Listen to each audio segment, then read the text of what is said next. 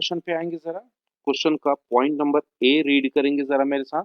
Started business with cash, ये तो लड्डू है, एकदम इजी है।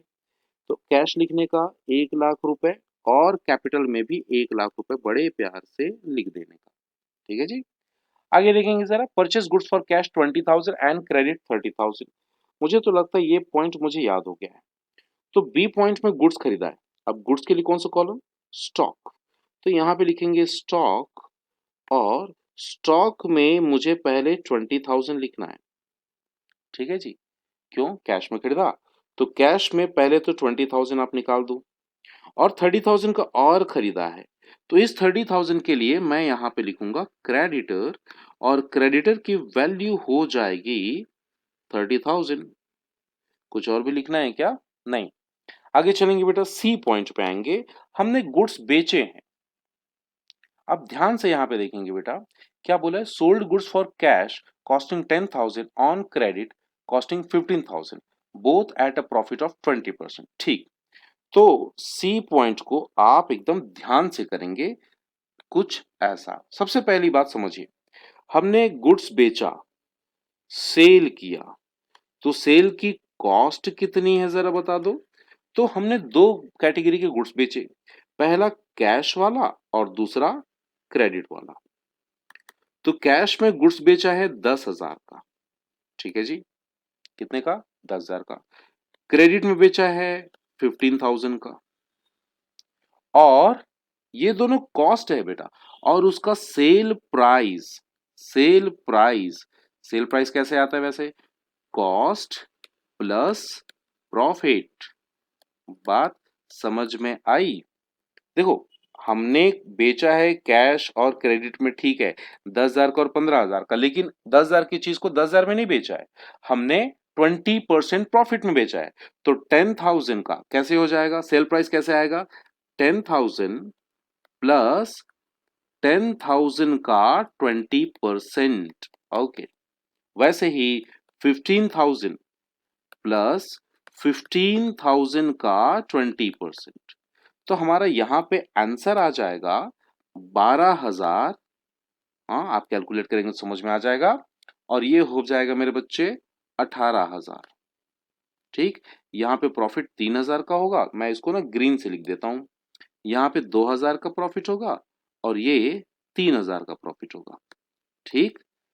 अब इस चीज को थोड़ा समझने की कोशिश कीजिए।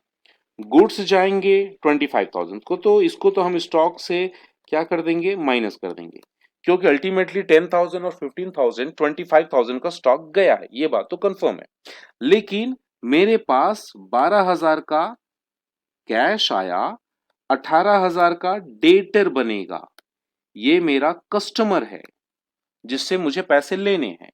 तो कैश में 12,000 ऐड करेंगे, और एसेट्स में नया कॉलम बनाएंगे डेटर का।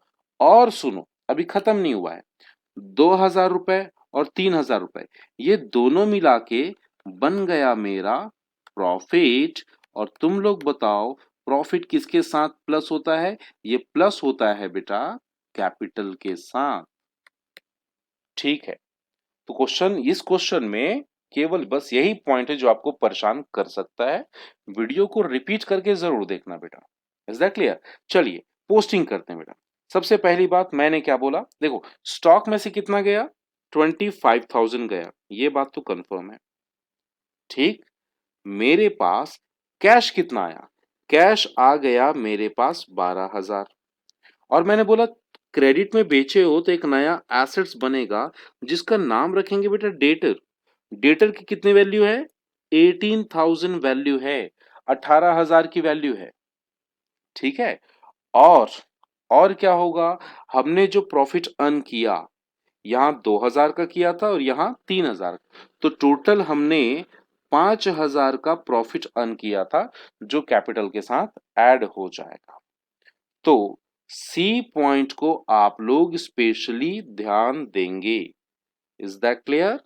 चलिए, अब मैं आता हूं बेटा अगले पॉइंट पे, डी पॉइंट पे। डी डी में क्या बोला? ध्यान से देखिए। पेड सैलरी, एकदम इजी।